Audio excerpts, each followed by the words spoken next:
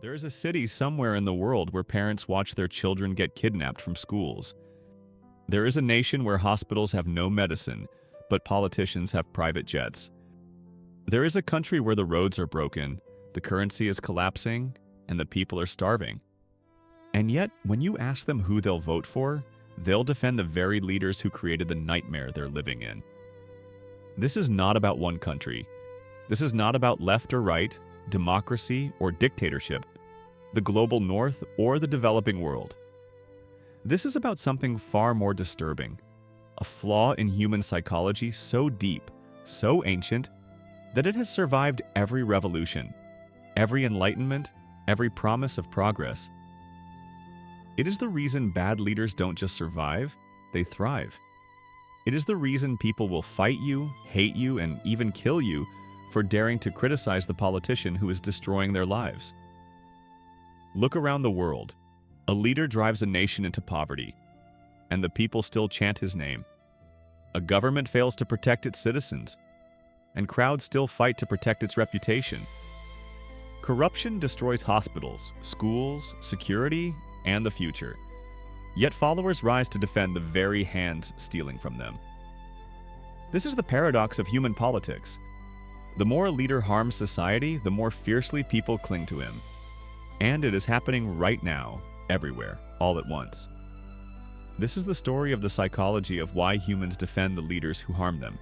And if you understand this, you understand the hidden machinery that runs the world.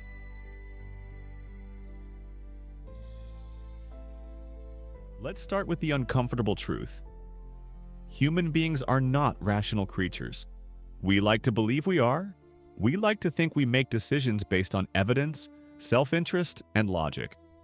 But the evidence suggests otherwise. History is filled with moments where entire populations rallied behind leaders who drove them into ruin. They cheered as their economies collapsed. They applauded as their freedoms were stripped away. They defended leaders who lied to them, stole from them, and sent their children to die in pointless wars. And when anyone pointed out the insanity, they didn't thank them. They attacked them. This is not ancient history. This is now. Across Africa, Asia, Europe, the Americas, everywhere. Millions of people wake up every day in societies governed by incompetence and corruption, and yet they will defend those same governments with religious fervor. They will argue with family members, they will cut off friends, they will ignore every piece of evidence, every broken promise, every visible disaster, because admitting the truth would break something inside them that feels more important than the truth itself. Why? Because defending a bad leader is not about the leader. It's about defending yourself. Imagine you've spent years supporting a political party. You've argued with strangers online. You've attended rallies. You've told everyone who would listen that this leader, this party, is the answer. You've built your identity around it. You've made it part of who you are. And then the leader fails. Not just fails, destroys. The economy crashes. Crime explodes. Corruption becomes so obvious that even children can see it. The promises were lies. The policies were disasters. Everything you believed in was wrong. What do? If you were perfectly rational, you'd admit the mistake and move on. But human brains don't work like that. Admitting you were wrong, or especially about something you've invested your identity in, feels like psychological death. So your brain does something remarkable. It creates an alternate explanation. It wasn't the leader's fault. It was sabotage. It was the opposition. It was external forces. It was bad luck. It was anything except the thing your brain can't afford to accept. This is cognitive dissonance, and it is one of the most powerful psychological forces on Earth. It's why people double down when confronted with evidence. It's why criticism of a leader feels like a personal attack. Because in a way it is. You're not defending the leader. You're defending the version of yourself that believed in them, and so you fight. Not because the leader deserves it, but because admitting the truth would mean admitting you were the fool. And that pain is worse than the suffering the leader is causing. This happens in every country. It is not a cultural failure, it is a species-level vulnerability. But cognitive dissonance is only the beginning. There is something even deeper at work.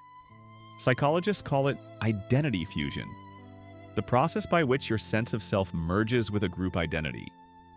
When this happens, defending the group stops being a choice. It becomes a reflex. An attack on the group feels like an attack on your body. A threat to the leader feels like a threat to your soul.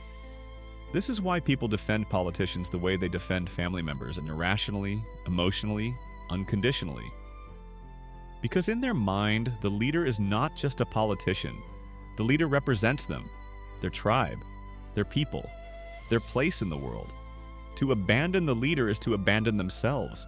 To betray the group is to become nothing. You see this everywhere.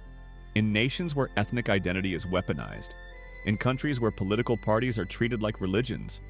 In societies where questioning the leader is seen as treason, not because the leader is good, but because the leader is ours.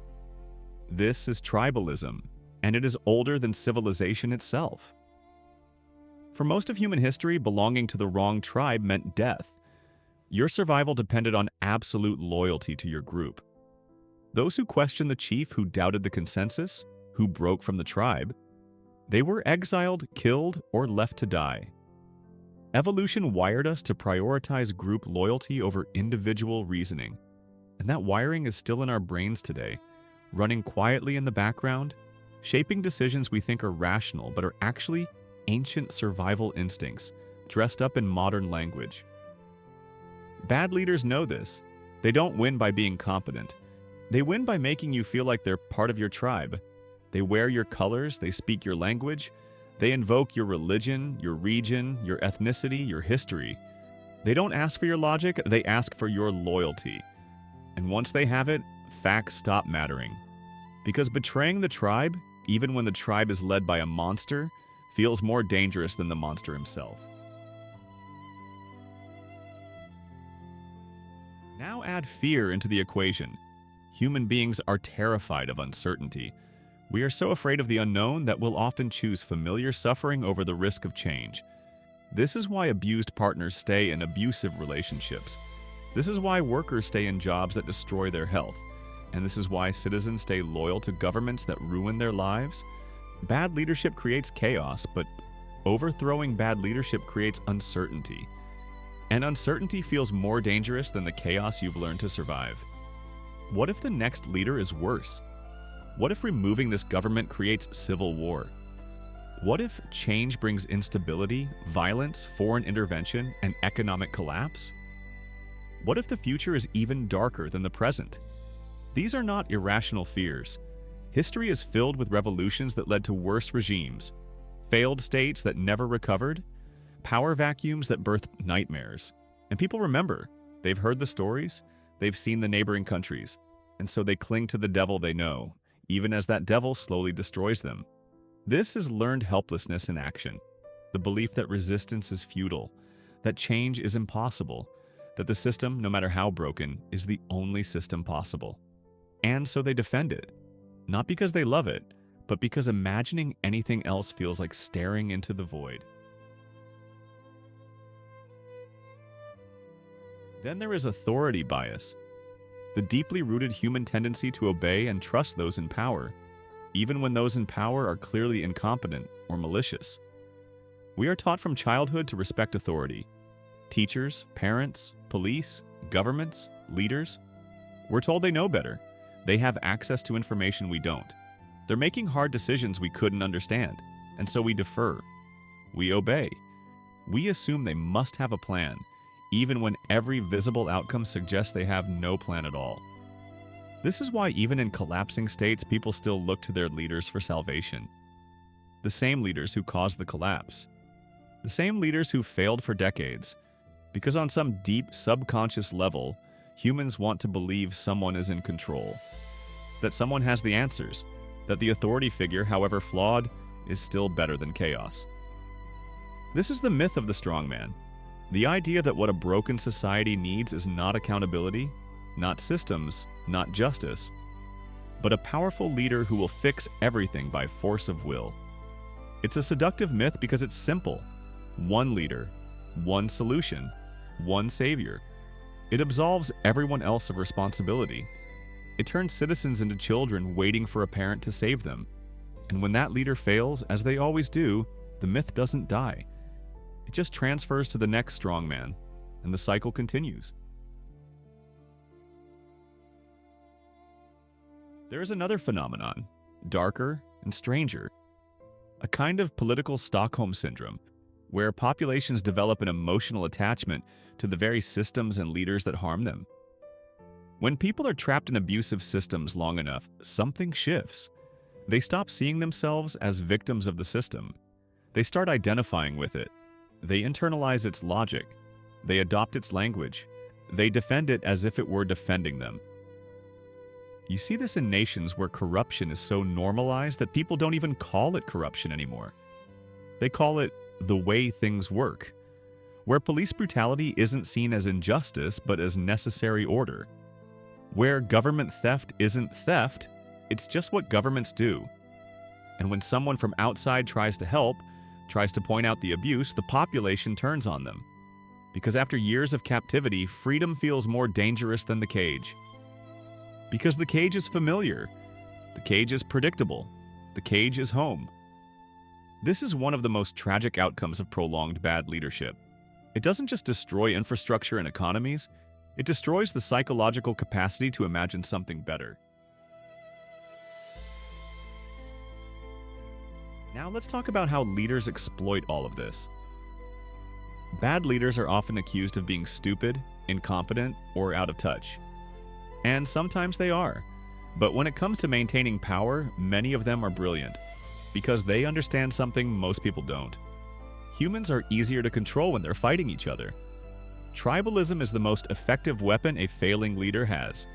When the economy is collapsing, when crime is soaring, when hospitals have no medicine and schools have no teachers, the easiest way to stay in power is to point at someone else and say, "They're the problem, not me.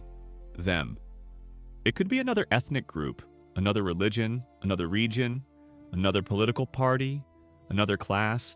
It doesn't matter who, as long as it's not the leader, as long as the anger is redirected, as long as the population is divided, because divided populations don't organize, they don't unify, they don't demand accountability. They're too busy fighting each other. Take any struggling nation and you'll see the same pattern. Leaders stoke ethnic tensions. They fan religious divisions. They play regions against each other. They turn national problems into tribal battles. And the people, already primed by identity fusion and cognitive dissonance, fall for it. Every single time. In Nigeria, political elites have perfected this art. In India, it's religion and caste. In the United States, it's racism and party. In Kenya, it's the ethnicity. In Venezuela, it's class. The labels change, the strategy doesn't. And it works because tribalism overrides self-interest. A person will vote for a leader who steals from them as long as that leader promises to punish the other tribe. They'll defend a government that impoverishes them as long as that government claims to represent their people. This is not stupidity. This is human psychology being weaponized.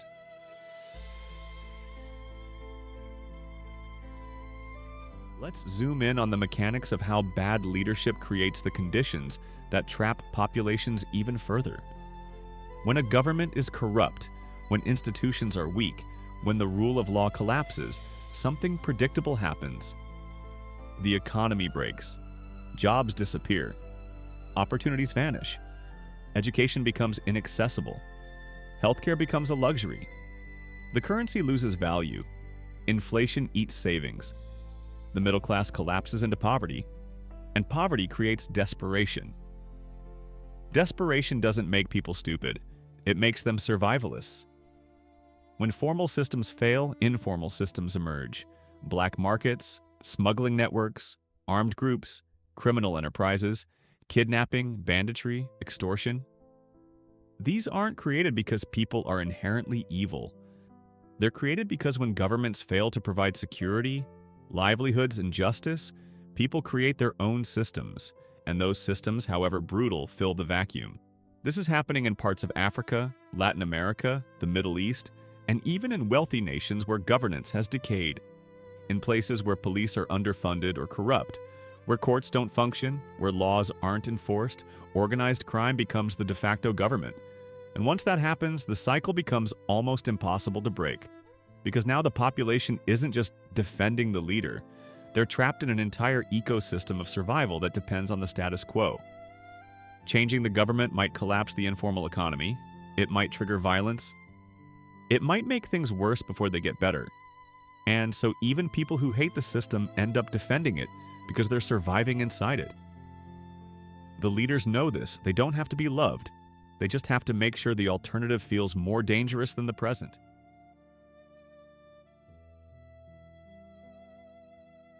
So now we arrive at the core question. With all this suffering, all this evidence, all this failure, why do people still defend the leaders who cause it? The answer is a combination of everything we've discussed, layered on top of each other like psychological armor. First, there's denial. The refusal to accept that you were wrong, that you wasted years, that you defended someone who betrayed you. Denial is easier than grief. Second, there's tribal loyalty. The leader represents your people, your identity, your place in the world. To abandon them is to betray yourself. Third, there's fear. Fear of the unknown. Fear of change. Fear that the next leader will be worse. Fear that admitting the truth will make you vulnerable. Fourth, there's the parasocial relationship with authority. The feeling that the leader is not just a politician, but a protector, a father figure, a symbol of strength. People don't just vote for leaders, how are they emotionally attached to them? Fifth, there's propaganda. Decades of controlled narratives, state media, and information warfare that shapes how people see reality. When every source you trust tells you the leader is good and the critics are traitors, it becomes almost impossible to see clearly. Sixth, there's dependency. In many countries, government jobs, subsidies, and patronage networks create populations that rely on the ruling party for survival. Criticizing the leader might mean losing your job, your benefits, and your safety. So you stay silent. Or worse, you defend them. And finally, there's the exhaustion. The bone-deep weariness that comes from living in a broken system for so long that fighting feels pointless. So you stop fighting. You rationalize, you accept, you defend, because it's easier than the alternative. This is happening in every corner of the world. It is not a problem unique to one nation or one culture. It is the human condition under bad leadership. But here's the darkest part. Bad leaders survive not just because people defend them, but because systems protect them. In many countries, the institutions that are supposed to hold leaders accountable, courts, parliaments, media, civil society, have been captured. They've been filled with loyalists, defunded, intimidated, or corrupted. So even when a leader commits crimes, even when they fail spectacularly, there are no consequences. The population watches and learns. Accountability is a myth. Justice is a performance. The system is rigged. And when people believe the system is rigged, something dangerous happens. They stop trying to fix it. They stop voting, or they vote tribally. They stop protesting, or they protest without hope. They become cynical, apathetic, nihilistic. And that is exactly what bad leaders want. Because a cynical population is a controllable population. Meanwhile, the elites, both in government and opposition, continue to thrive. They send their children to schools abroad. They get medical treatment in foreign hospitals. They invest their stolen wealth in other countries. They're insulated from the consequences of their failures, and the masses, they fight each other. Urban versus rural, north versus south, one ethnicity against another, one party against another, one religion against another, all while the people at the top on every side continue to loot. This is the systemic trap, and it's global. It exists in democracies and dictatorships in rich countries and poor ones. The details change. The structure doesn't. Now let's pull back and ask a deeper question. Why do humans keep falling for this? Why, after thousands of years of civilization, do we keep empowering people who harm us? The answer is evolutionary. For most of human existence, hierarchy was survival.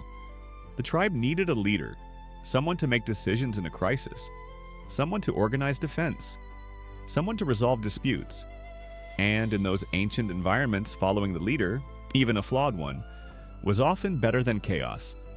So we evolved to crave leadership, to seek authority, to feel comforted by the presence of someone in charge. This instinct served us well for millennia, but in the modern world, it's become a vulnerability, because the leaders we choose today don't protect us from lions and rival tribes. They control economies, armies, legal systems, and information networks. The power gap between a leader and a citizen is incomprehensibly vast, and yet we still treat them with the same instinctive deference our ancestors gave to the tribal chief. This is why democracy, in theory, is such a revolutionary idea. It tries to invert the ancient hierarchy. It says, leaders serve the people, not the other way around. But in practice, the ancient instincts are still there. We still want kings, we still worship authority, we still look for saviors, and bad leaders exploit that. They present themselves as fathers, protectors, and warriors. They use the language of strength and protection. They tell people, trust me, follow me, obey me. And people do. Not because it makes logical sense, but because it feels right on a primal level. This is why every empire eventually falls. Because humans love their rulers more than they love truth. And when a society reaches the point where criticism of the leader is seen as treason, where loyalty is valued above honesty, where unity means silence, that society is already dying. It just doesn't know it yet. Look around the world today, and you'll see the same patterns repeating everywhere, in different forms, at different speeds.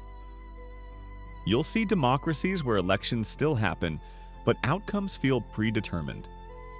Where the same families, the same parties, the same elites cycle through power while nothing changes. You'll see authoritarian states where leaders cling to power for decades, where constitutions are rewritten, where dissent is crushed, where entire generations grow up knowing only one ruler. You'll see rising polarization everywhere. Left versus right, liberal versus conservative, secular versus religious, urban versus rural. Each side convinced the other is destroying the country.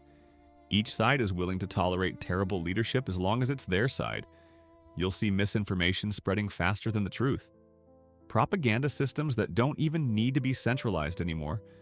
Social media does the work for them. Populations trapped in information bubbles where they only hear what confirms what they already believe. You'll see democratic fatigue, the sense that voting doesn't matter, that all politicians are the same, that the system is broken beyond repair. And when people stop believing in democracy, they become vulnerable to anyone who promises to break the system entirely. You'll see the illusion of progress. Countries that look stable on paper but are rotting from within. Economies held together by debt. Institutions that look functional but are hollowed out. Societies are one crisis away from collapse. And everywhere, in every country, you'll see people defending the leaders who are failing them. Not because the leaders are good, but because the alternatives feel worse. Because the tribal identity is too strong. Because the propaganda is too effective. Because the fear is too deep. Because the system is too entrenched. This is not a developing world problem. This is not a dictatorship problem. This is a human problem, and it's accelerating. But here's the thing about systems built on lies. They only work as long as people believe them.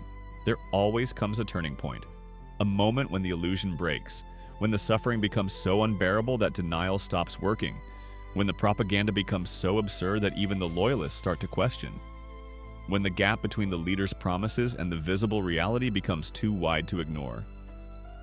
It happens slowly, then all at once. A generation grows up seeing their parents defend leaders who gave them nothing, and they refuse to repeat the pattern.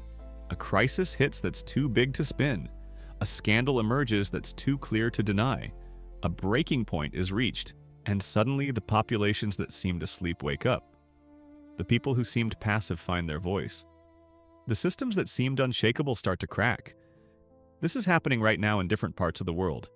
In some countries, it's already reached the boiling point. In others, it's building slowly.